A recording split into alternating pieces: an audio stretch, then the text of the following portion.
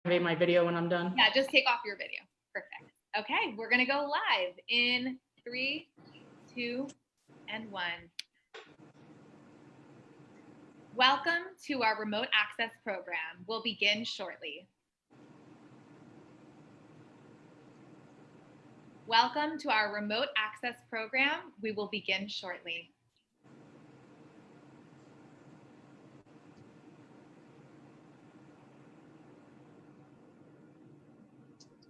Welcome to our remote access program. We'll begin in just a moment.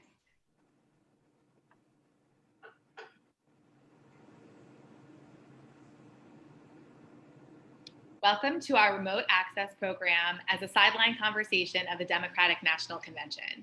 I'm going to turn it over to Brandon Goldberg, who will make opening remarks. Brandon, you have the floor. Thank you. Good evening and welcome to Remote Access, the future of U.S. foreign policy and national security. I'm Brandon Goldberg, Chair of Development for the Access Global Board and a longtime member in the Access community. My journey with the American Jewish Committee right here in Atlanta began with the Atlanta Black Jewish Coalition as a participant in our Project Understanding Leadership Retreat. Since then, I've served in Atlanta as the Vice Chair for Israel-related programming, and the past 2 years, I served as co-chair here in Atlanta. Access is the Young Professionals Division of the American Jewish Committee, whose mission is to combat anti-Semitism, promote Israel's place in the world, and to promote democratic values. I'm delighted to introduce our experts for this session. Tamara Cofman Wittes is the Senior Fellow at the Center for Middle East Policy at the Brookings Institution. Previously, she served as Deputy Assistant Secretary of State for Near Eastern Affairs from November of 2009 to January 2012, coordinating U.S. policy on democracy and human rights in the Middle East during the Arab uprisings. Wittes also oversaw the Middle East Partnership Initiative and served as Deputy Special Coordinator for Middle East Transitions. Wittes is co-host of Rational Security, a weekly podcast on foreign policy and national security issues. She writes on U.S. Middle East policy, regional conflict and conflict resolution, the challenges of global democracy, and the future of Arab governance. Her current research is for a forthcoming book, Our SOBs, on the tangled history of America's ties to autocratic allies. Professor M. Tia Johnson is the director of the National Security Law LL.M program at Georgetown Law. Professor Johnson is also a distinguished fellow at the Center for National Security Law at the University of Virginia School of Law.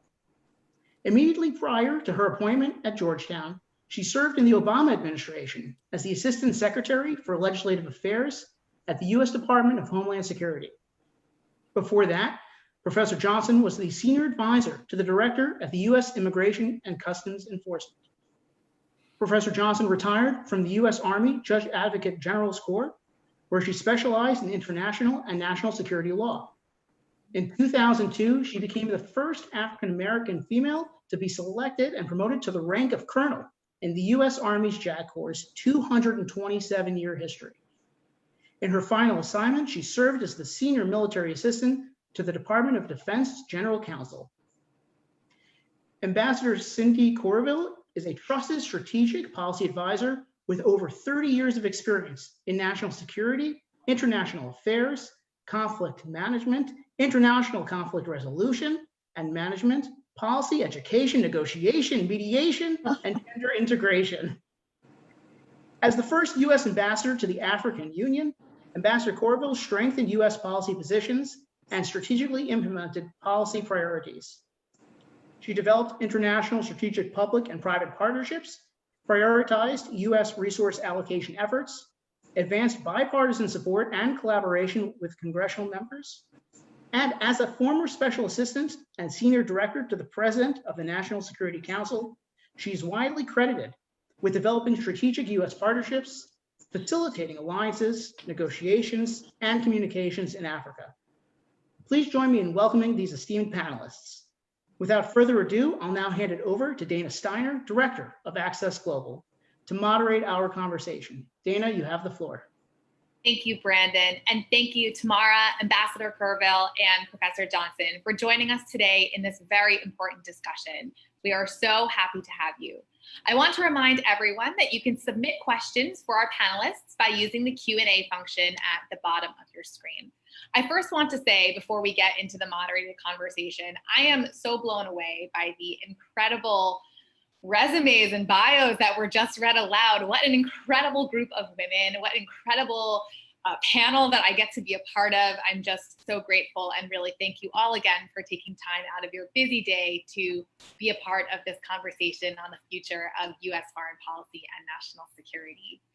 So I would like to acknowledge that we are currently concluding the Democratic National Convention, and next week we will begin the Republican National Convention, where we will actually be having quite a similar conversation, but on the other side of the aisle next week. So we very much look forward to hearing multiple perspectives and multiple outlooks on this topic. So I want to start us off by saying the following. At AJC, we care about policies and nuance, and really don't believe that any part of an administration is either perfect or an overall failure. In that arena, as we continue to navigate these unprecedented times on a global scale, how has the foreign policy and national security landscape adapted? Can you point to concrete successes as well as failures that perhaps the next administration can build on?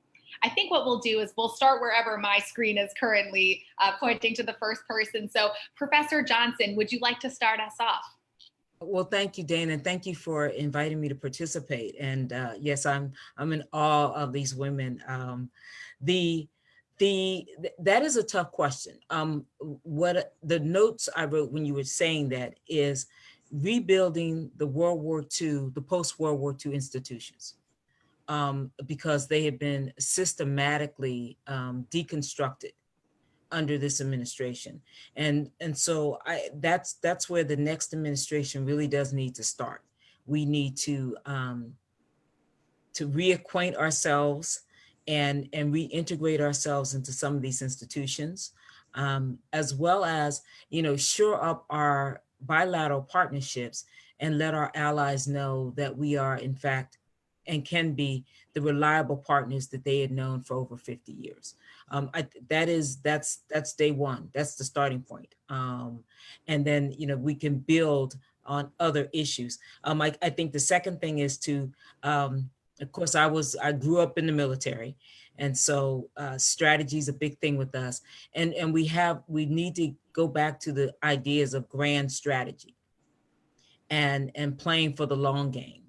And realizing that the geostrategic and the geopolitical landscape has changed, but we have to account for that and stop kind of doing this whack-a-mole foreign policy that we've been doing. And with that, I'll hand it off to Ambassador Courville, I guess. All right. Thank you so much, Professor Johnson and Dana. I concur with Professor Johnson in terms of the direction and our institutions who have now been, in some ways threatened, and I'm trying to be as diplomatic as I can, but also that these institutions were evolving, and part of that is true. But without a clear-cut national security strategy, and that was the choice of the current administration, the Trump administration. I don't think it was by accident. I think they clearly wanted something very tight, and in this case, the president, who does not believe in engagement and creating the kind of environment that is collegiate with your counterparts. So that has hurt not only the United States leadership role, unfortunately, by making that choice. And so the efforts to reach out to, North Korea, the decision to abandon, I would basically say, NATO, and organizations like the UN and the Organization of American States and the African Union. This has hurt us. I will say one thing in terms of our counterparts out there who have been both our allies and friends. They actually know that we change leadership with elections, and and sometimes they wait us out and are more understanding of us than we are of them. But this has severely hurt, and it's going to take an enormous amount of repair if there is a change in regime. if the current administration remains, then I think you will see, I'm going to say with the quotations, our former allies, and I hope they're still our allies, but I get the feeling that many of them are feeling left out. The damage has been done. And so if there is a new administration, it's going to take an enormous amount of effort to reach out and repair. So I'll kind of stop there and hand it off. Thank you, Ambassador Courville. Tamara. Yeah, so I think that these two amazing women who preceded me have highlighted the extent to which it's clear now to everyone that we have transitioned from a kind of post-Cold War unipolar moment and a post-9/11 counterterrorism focused moment to a world of renewed geopolitical competition. Right. And we need to be prepared for that. And when I think about where we were 4 years ago, I do think one thing that's changed is that the American public is more aware today of that kind of competition and of what the stakes are for the United States in that competition. That's partly because of the egregious Russian interference in our elections in 2016 and attempts again in 2018 and ongoing attempts right now, according to our intelligence community. But it's also because of things like the way the Trump administration's confrontations with China and tariffs impacted American farmers, impacted everyday Americans in a way that perhaps they hadn't seen or felt during that post-Cold War period when foreign policy felt very far away. And so, you know, for better or worse, I do think that there's that greater awareness of what's at stake in our foreign policy. And I hope that that gives us a basis on which to have the conversations we need to have with the American people about the need to invest in our foreign policy, that we cannot simply put up walls and walk away from the rest of the world, that we live in an interdependent world.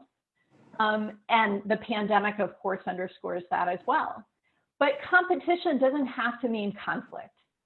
And when I think about the last 4 years on this point, I think in a way we're lucky. We've dodged a bunch of bullets, a bunch of potential crises that could have emerged into hot conflict for the United States or for others about whom we have strong interests.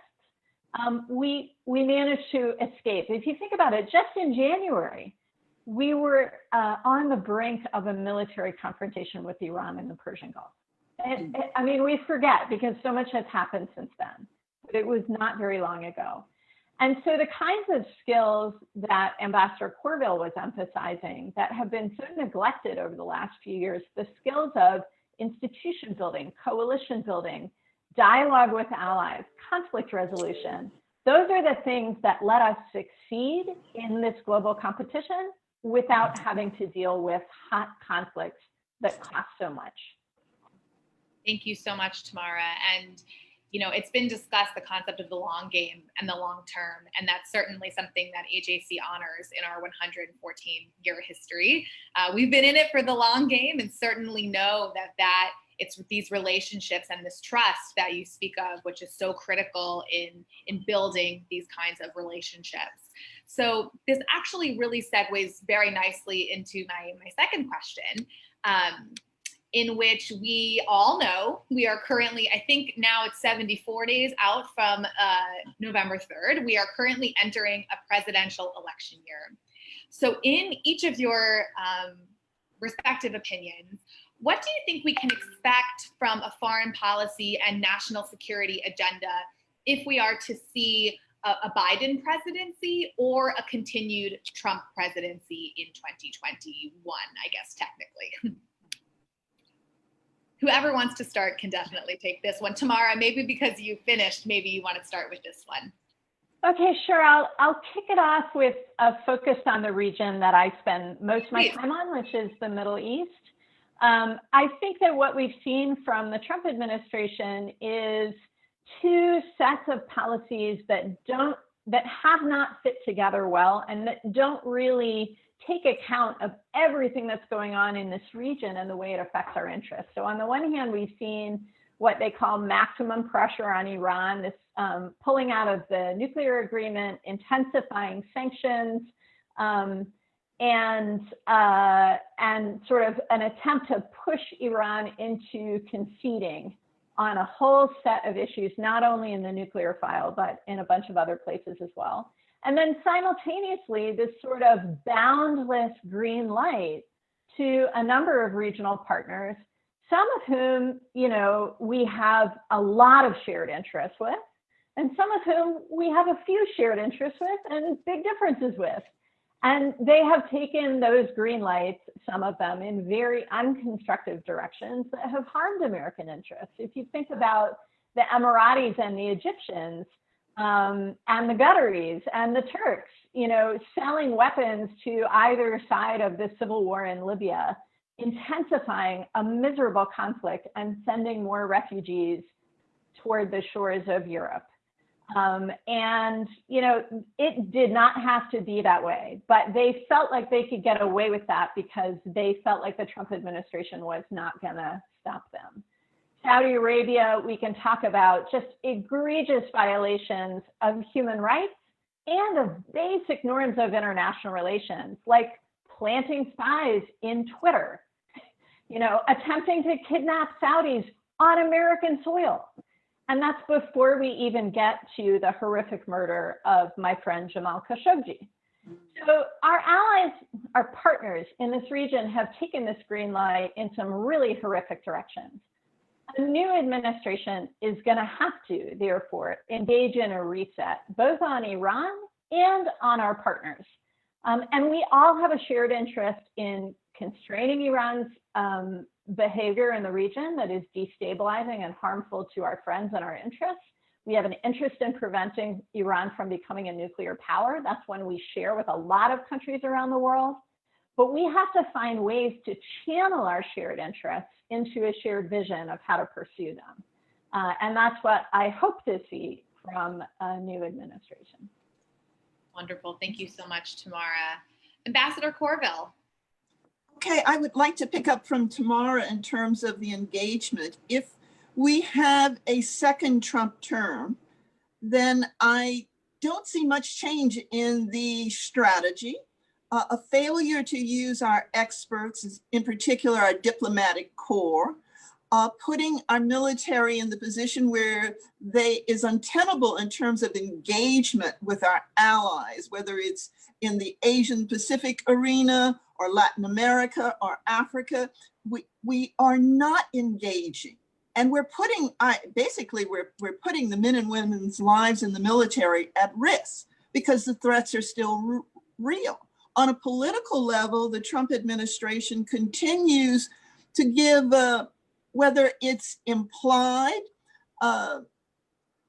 approval of authoritarian regimes, who the recent coup in Mali just day before yesterday, and in so many different regions, they're not taking the leadership seriously, because if you make a threat, you need to be able to back the threat up. And unfortunately, the Trump administration will say they're going to sanction or say they're going to threaten with all kinds of force and then totally back off.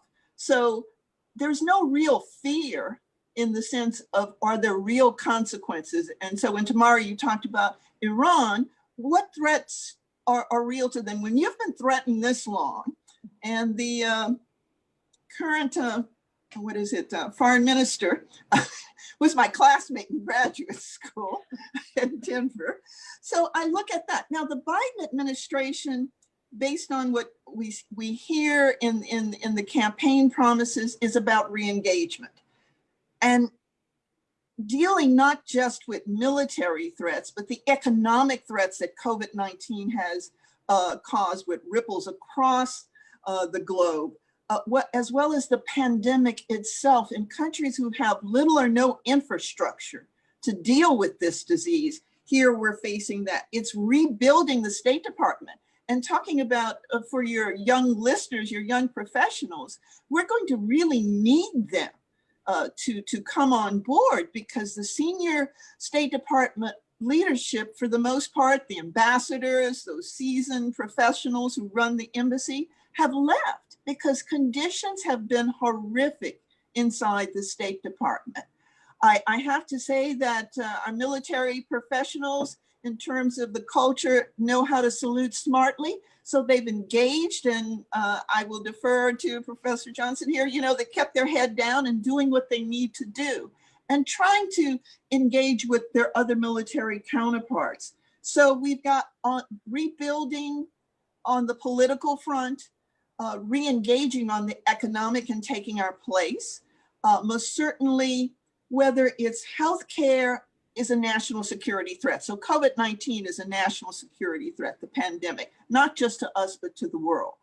But regaining that leadership footing is going to be a challenge, let's say, if we have President Biden. I think he and his team will be up to the challenge. But I like what you said, Dana, in terms of, and Tamara, about the young people and everyone across the board. And yes, Tamara, you mentioned seeing how important national security and foreign policy is. It isn't just for Washington, D.C. It affects every aspect of our life. So I'll defer to Professor Johnson. Well, wow. Thanks, Ambassador Courville.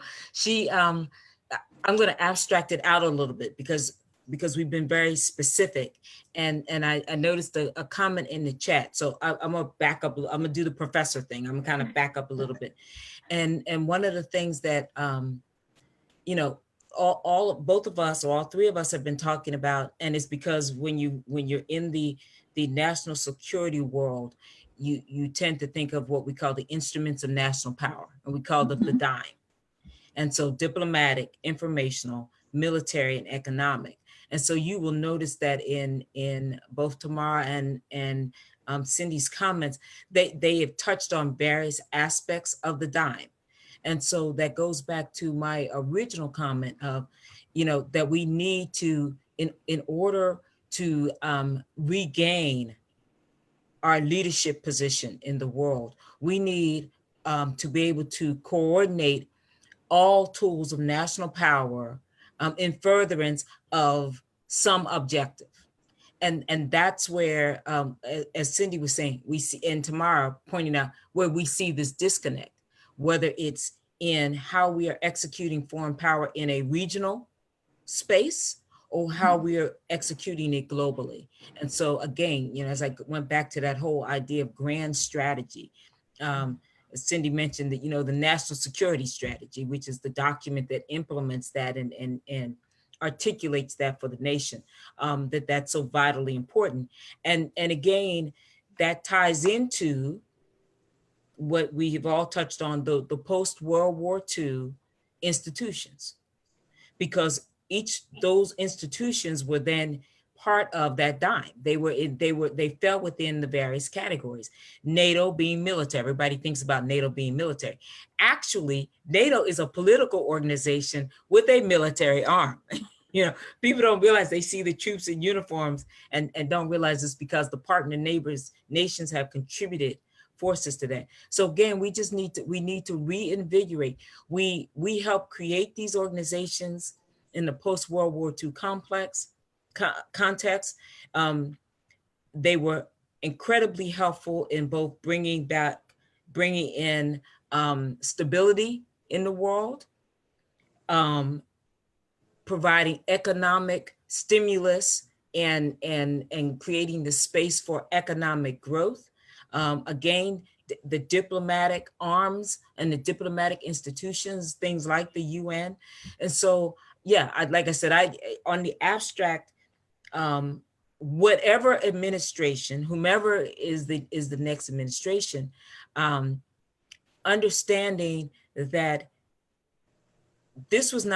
it's not charity when we do foreign assistance and foreign aid, that it's in furtherance of a larger national security goal, that our leadership in these institutions protects the United States. And I'll use an example, 5G and the whole fight now with China and 5G.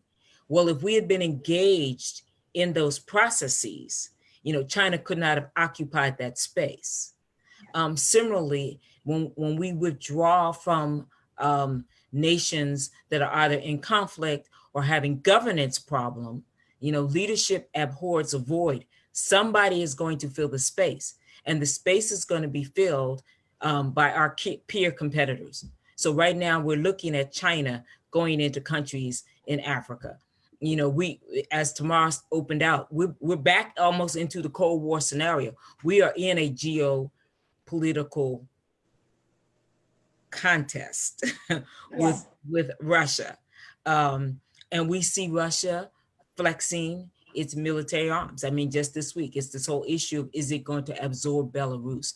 So again, you need people who understand this, who can see the big picture, who realize how do you need to integrate strategy in furtherance of a policy goal? How do you implement that policy goal? And it's all for the benefit of the United States. Thank you so much, Professor Johnson. And I think I'm hoping that for some of our Access leaders on the call, if you've been considering a career change, it would seem like the State Department's a great place to start. So certainly something to think about, or any other career in national security and foreign policy for sure. My next question actually is going to be directed to Tamara. So Tamara, as you know, AJC has long been at the forefront of engaging the Middle East and the Arab world. With last week's announcement of the normalization of diplomatic and economic ties between the United Arab Emirates and Israel, there has been speculation that other nations like Bahrain and Oman may be next. What are your thoughts on this watershed moment, and what do you believe could be next in the region? Okay, so first, I mean, obviously, when two countries that have had no formal diplomatic relations and indeed a lot of hostility historically decide to open a dialogue, that is an unalloyed good thing in and of itself. And we should welcome it. I do think that we should understand this Israeli-Emirati breakthrough as about the interests of Israel and the interests of the Emirates in the region and here in Washington. It's not really about the Arab-Israeli conflict. The Emirates never declared war on Israel. It wasn't even a country until 1970. So it hasn't been in a state of hostility with Israel. So it's not like Egypt or Jordan or Syria or Iraq in that way. And the agreement doesn't really have much impact on what's going on the ground. As we see the two sides continue to squabble over what exactly they did agree to when it comes to Israeli annexation or things like that. So let's understand this agreement for what it is, which is a formalization of a quiet, covert relationship that's been going on for a number of years, based on shared interests, primarily shared threats from Iran, and a shared interest in keeping the United States on side and engaged in the Middle East. And so I see both of these governments as positioning themselves in our election year to be okay no matter who wins. All right, so they've given President Trump a diplomatic achievement that he can be proud of and celebrate as he goes toward re-election. But they've also presented, if there is an incoming Biden administration, they've presented it with a kind of gift, this diplomatic advance in the region. And they've shown that, hey, we're good guys. We're not making trouble. We're making nice. And so I think they position themselves very well to survive whatever may happen on November 3rd. And I think that's how we need to understand it. Now, what does that mean for the rest of the region and the relations of other Arab countries with Israel? Frankly, I don't expect that any Arab countries are going to jump to follow the Emiratis. They don't have the same set of interests that the Emiratis do here. Mostly, they don't have the same kind of trust that's been built up in a covert relationship. And the Emiratis have, in many ways, the most vulnerability to a broader confrontation with Iran. And so they have the strongest interest in working with Israel to combat that threat. I also think, and I'll stop here, it's really important for us, even though both of these countries are partners and friends of the United States. We, share intelligence with them. We work on counterterrorism and regional security with them. We sell them advanced weapons. We need to understand that there is a huge difference here. Israel, with flaws and dangers about which I have written, including in a paper for Brookings about a year ago about what's going on in Israeli democracy. Israel is a democracy.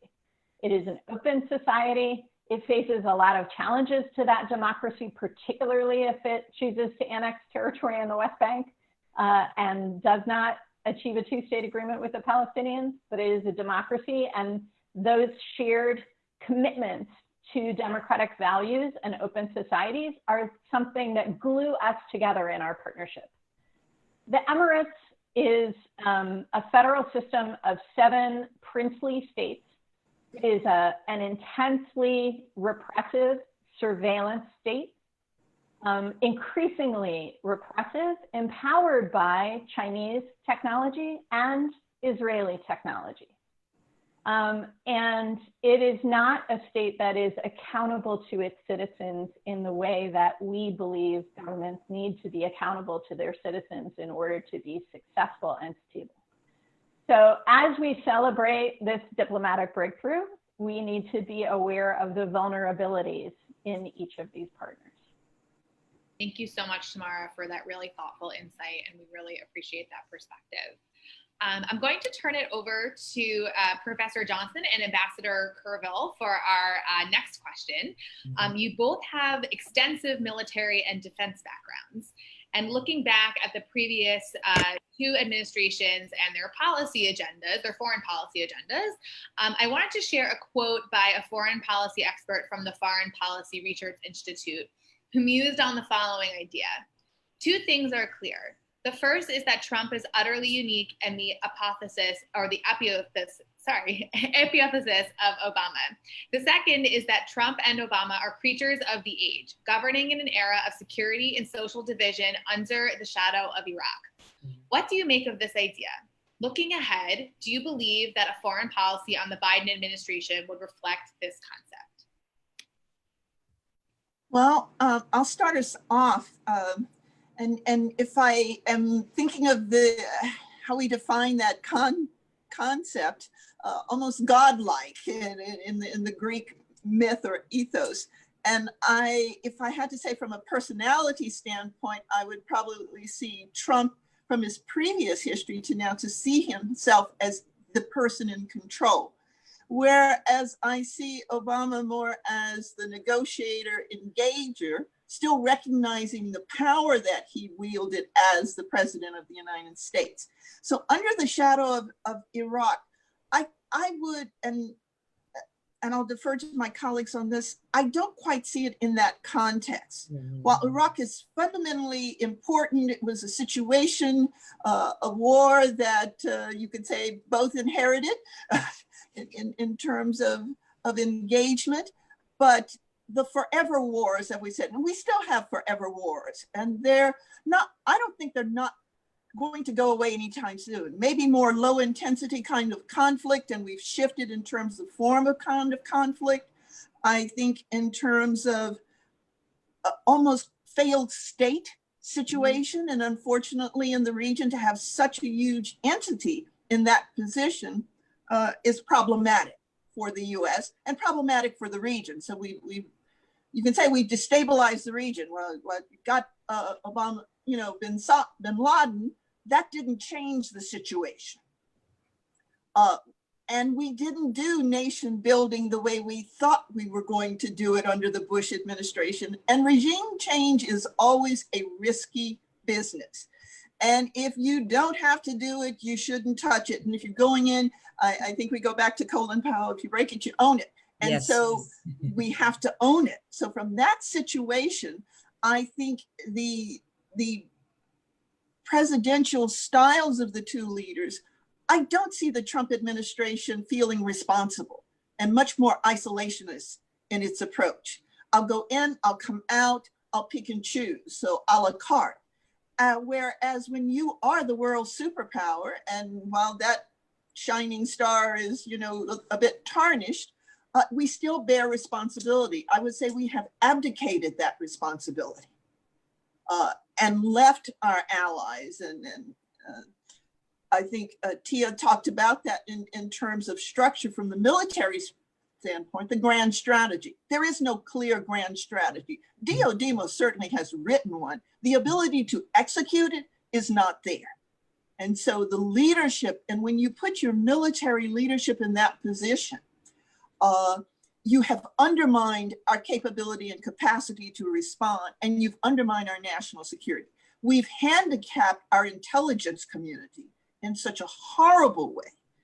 When your president doesn't read or respect the intelligence, I mean, that just speaks volumes. So if the average person doesn't know how important that is, no one person can know it all. And it's not glib when you're dealing with lives and across the world, not just your own. So Tia, I'll hand it off to you.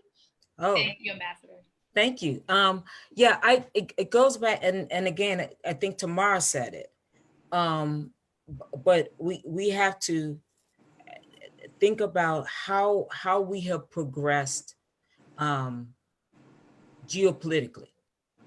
And so when we were in the midst of the Cold War, we had a known enemy. Everyone kind of picked their little chess pieces around the world. It really was like Cindy grew up in that environment, Yes. But it was nice and it was clean. The enemy was the Soviet Union, and it was how many other nations can I get on my side, and how many are on the other side, and then you had the non-aligned states, and so you wooed them.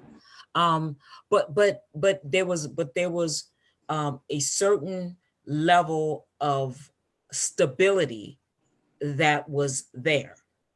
What we saw then after the fall of the Soviet Union, the wall in 1989 and the disassembling of the Soviet Union, was all of these regional conflicts, because the iron hand of communism had kept those conflicts tamped down. So then we adjusted. And as Cindy noted, we got into all of these low intensity conflicts because we had to jump into these countries and try to either resolve civil wars or do in the Balkans, in that disintegration, peacekeeping and peacemaking and those types of things.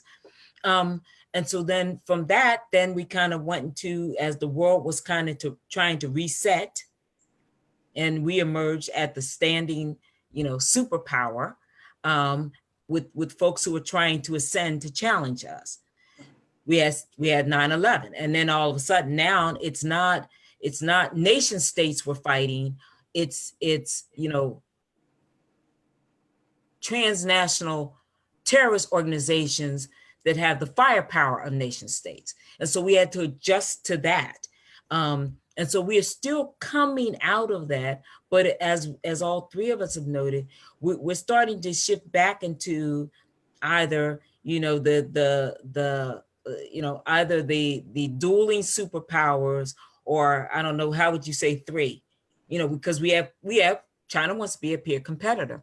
The Sino-Soviet relationship has come back together. Right. I mean, yeah, he's trying to absorb Belarus. He's recreating nation states, because to Putin and Russia, the United States never ceased being an enemy. So that's where, in the sense of what is going to be the foreign policy of any administration, it has to be a recognition of that. What is the geostrategic environment that we are operating in? And the challenge is, you have all of those pieces in there. We have nation states who are peer competitors, who are attacking and undermining us, both certainly economically, China, militarily, particularly in the nuclear space, Iran, asymmetric warfare that Russia is and has been engaging against us. And then you always have North Korea the unpredictable, what's baby Kim going to do kind of thing.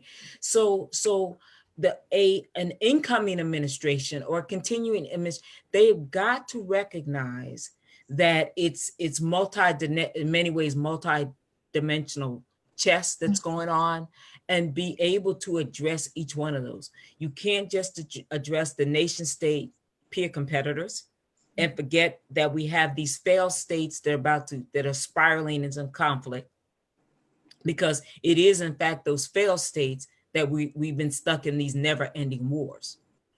And I think, Professor, you mentioned about the ideologies. We as the US tend to be a little bit naive. The goals of both China and now Russia have never changed. Exactly. And our demise is still their final end goal.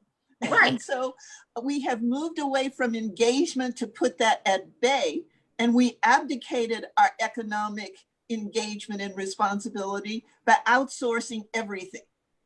And so, while I don't want to be an isolationist, you should always have something at home for a situation when you're totally dependent and interdependent on the world. So the pros and cons. No, Cindy, I agree with that. And I think that the whole point is that people not recognizing that we were creating a national security threat, that is a self-inflicted wound, that when you can't get pharmaceuticals, but from a third nation, or where you let another nation take control of, rare earth minerals, and they're the absolute building blocks to computers and other technology, you are ceding ground. And so that's what I'm talking about. Recognizing that it's all, you have to recognize it's all integrated,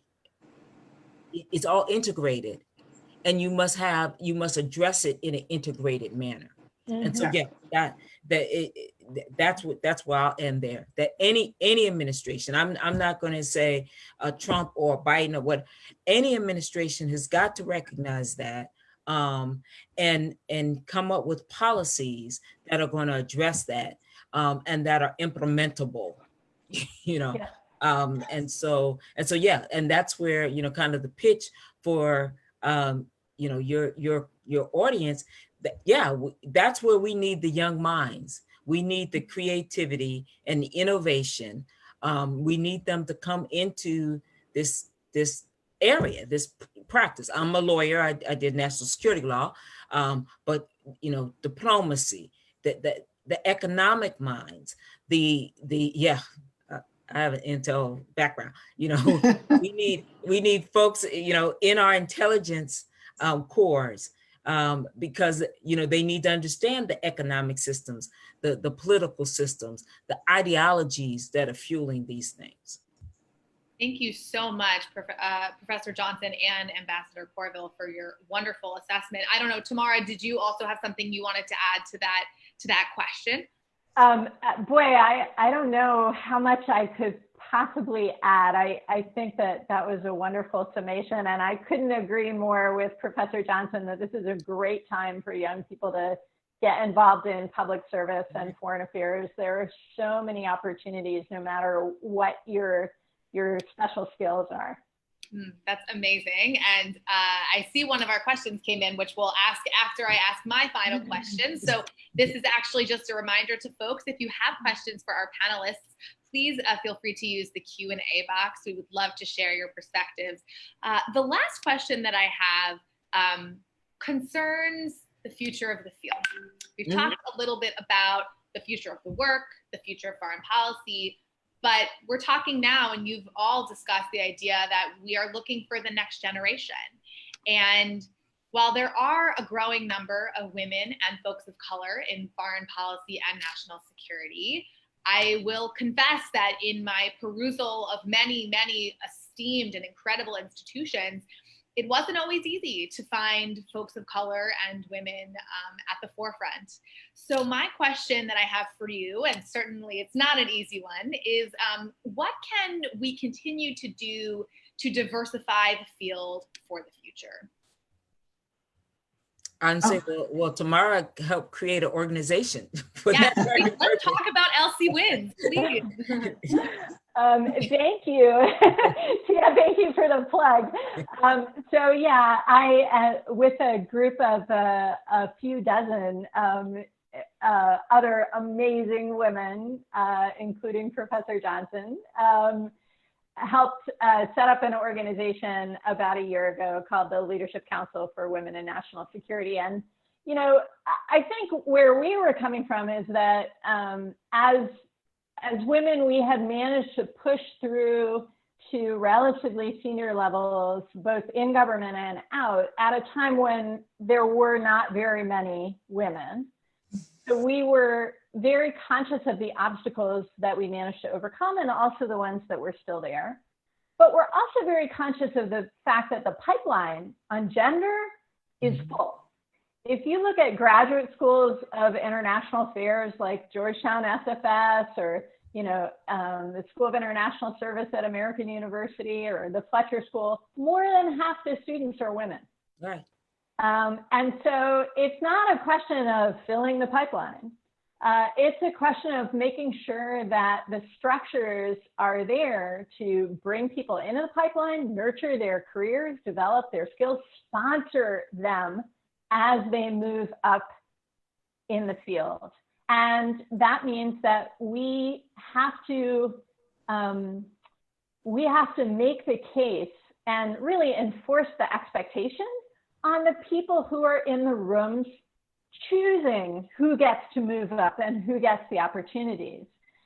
And I think that this is my biggest message on all of the efforts that are underway now, not just in the national security sector, but in our country, to reckon with the marginalization and the injustice and the exclusion that has been such a consistent part of our history. This is not something that people of color can fix. Gender exclusion is not something that women can fix by twisting ourselves in knots or going to just the right schools or acting just the right way. It is the men in the rooms who have to say, no, we're not going to exclude women. We're going to make sure that this panel of speakers is gender balanced. It is the white folks like me who have to take on the burden of using our privilege for good. Because I didn't ask for that privilege, but I have it. And so I better use it the right way. So that's kind of what I've been thinking a lot about over the last few months and what that requires of me and of LC Wins and of whoever is running the next administration come January. There is a responsibility there to use that platform, that power, that privilege for the sake of inclusion. And we all benefit from that. I mean, we have so much evidence from the private sector about how businesses with more diverse boards perform better financially. We have evidence from social psychology that diverse teams are better at solving complex problems. I mean, we've just been talking about how complex these problems are. You know, we'd be crazy not to take advantage of the best that we can get to solve these problems. Amazing. Well, thank you so much for your contribution to the field with the creation of LC Wins. There are some incredible folks involved. Professor Johnson or Ambassador, additional thoughts? How can we continue to diversify the field? I think from my perspective, and Tamara and both the professor talked about it, the young women in the schools, but opening the doors. And I agree with Tamara that, you know, it's the men, it's about power. And are you willing to share it? Are you willing to relinquish it? And no matter which group, and it's not just white men, it's men in general who have been socialized in a particular way. And also the socialization of women, but opening the doors to national security, it's a lonely place, and all three of us are part of LC Wins. So that was an interesting, you know, that you got a troika here in that situation. But lifting and opening that door, and women have to lift other women. And I have seen us not do that. And so that fundamentally gets to me. It's not about whether I like, you know, Tamara or Jill, but I need to open that door. and bringing them into the room so they can see what goes on in the room. That kind of lift is fundamentally important. And when you're in the room, you better be able, your writing skills are fundamentally important, your analytical skills, those transfer. Because as the three of us know, in government in particular, he or she who writes the fastest and the clearest is the one who gets that issue on the table. Yeah. And so being able to speak up, I don't care if you're the shy person, you better be able to speak up in that room. So opening doors, seeing more of us out there. I think, Tamara, you talked about the different boards. There's still so few of us there. I just did a piece for a group on the statistics looking from the Office of Personnel Management. Since 2001 to 2017, the numbers are static, unchanged on women and women of color's mobility in senior level positions across the board. Wow. And that is very scary and sobering. So I want to encourage young men and women to come in, but I will say to young women, what we see is that you come in and the situation is so horrible that you walk out. I mean, even at the levels I've been at, I've had men pound their fists on the desk and, you know, get angry or say, how did you get that title? You know, so it's, you just have to be able to stay in the room, some nerves of steel, and have a support group, because you're going to need that support group at the end of the day to lift you back up. So you just got to go in the room. Sometimes it's lonely in the room. You've got to build relationships and alliances across the board. So I think you look at the three of us, we've had great opportunities. We're still, we're not done yet because it's the next level of engagement. And then I will say, as probably the more senior in terms of age in the room, there are different challenges you face there about being in the room that my male counterparts do not face going into the room. But I say go. You have to be willing to fight. Thank you so much, Ambassador. Professor Johnson, please. Well, and to add to that, and Cindy touched on it, you know, it's getting in the room, being empowered to speak up, you know, and to be taken seriously. And so I think we all have lived the experience of, you know, having the idea, speaking the idea, and it kind of, and then a male counterpart says the same thing, and everyone's like, "Oh, that's great, that's brilliant." And yes. So, but even then, even internally, we have to be deliberate. We have to be intentional and deliberate about bringing people along. And so, as Cindy said, it is once we get our foot in the door, or once we get in the room, you know, we must be intentional about who am I bringing with me? Or I like the expression building the bench.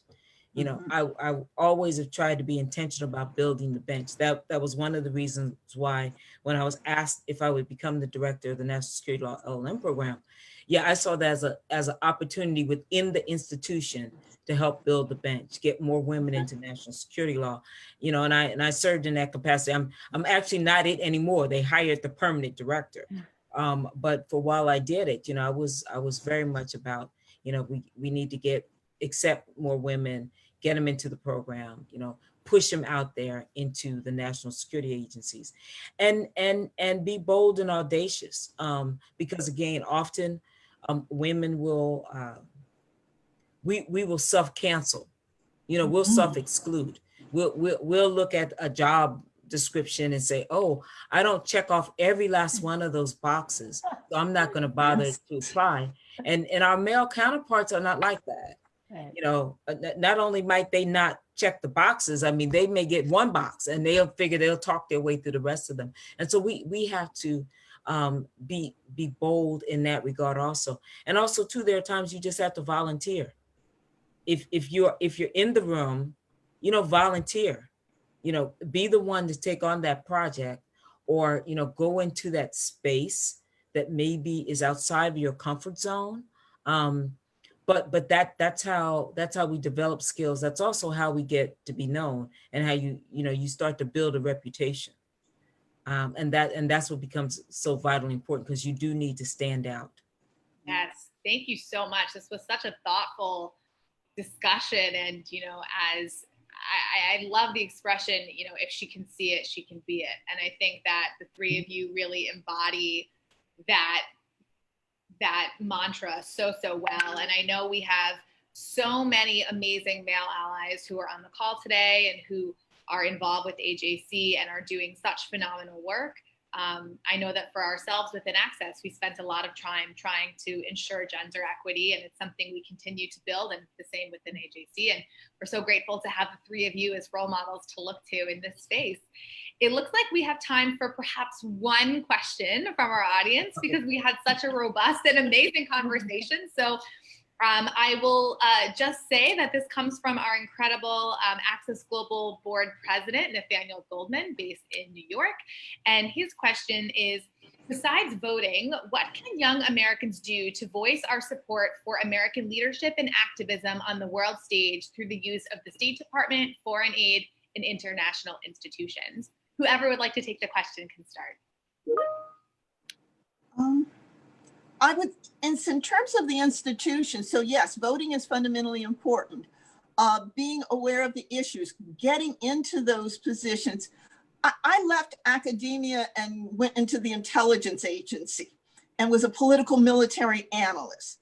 And I went in at a low grade. So, when Professor Johnson said, go in, and they're going like, what is this academic? But my expertise were, guerrilla warfare, low intensity conflicts. I walked in the door and I learned how to do, I'm dating myself, a flip chart because it wasn't a PowerPoint. So desk side flip chart. But I volunteered for everything. I worked the long hours, whether I got the overtime or not, because I knew I had to learn, and I had to learn a new language. So if you're thinking about a field you want to go into, and I love his question, voting is important. Getting people out to vote is important, but having you in those rooms to help shape national security, to our military engagement and our economic engagement across the board, our USAID, we need people in all of those different arenas to speak out. Voice of America. So if you're the journalism person and you want to do that, coming in, being bold, but also being able to read a room. And that is fundamentally important, no matter which field, to understand who's in the room, what is the language, what are the goals, and how to contribute. So, and being able to translate in the room for others who may not know. So I'm looking forward to seeing them in that room. Yeah, no, that's massively important. For the first time, I think in history, we have 3, maybe 4 generations in the workforce simultaneously. And so I remember a couple of years ago going to a panel that was something like, Gen Xers center stage, baby boomers exit stage left, because that's the reality of the workforce. And as Ambassador Courville noted, come in with your fresh ideas, but also be willing to learn, be willing to listen, to the gray beards, understand, why it is some things were done the way they were done. And then you can say, well, no, maybe we can do this better, but don't try to come in and say, I want to change everything, just because, I'm here and I'm young and you guys are old and we're going to toss everything. So you need to have a level of discernment. But yeah, it absolutely, intellectual curiosity, and go into almost any organization. You can pick a national security organization. There's going to be, if you're economic, when I was at DHS, we had a young woman who was in our policy, Secretary of Policy, and she was a economic something. It was some strange title, but her whole thing was about economic projections and all that. So it's amazing the skill sets that are required to do all these different jobs. So yeah, just be bold and be bodacious and look for the jobs, look for the opportunities. You know, get in someplace. A friend of mine, I'm an attorney, and a friend who I grew up with we grew up in the JAG Corps. She was sent over to DNI to help stand it up and ended up being the principal deputy general counsel. But one of her favorite expressions was, don't neglect the peanut butter jobs. And what she would mean by that is that's how you often get your foot through the door. Ambassador Courville said she came in as a political military analyst, you know, so it may not be the job, but it gets you in a place, and then you can always navigate yourself to the job that you actually want.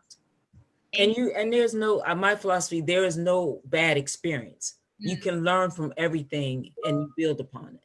And I'm going to hand it off to Tamara at that. I hear the beep. I'm sorry. No, I'll just say briefly, I think it's really important for people who care about foreign policy, about foreign assistance, about global affairs, to make sure that their local politicians know that they care. So it's not just about voting, it's showing up at the town hall when your congressman comes home on recess and asking about climate change policy, or asking about, are we working to resolve this civil war in Yemen?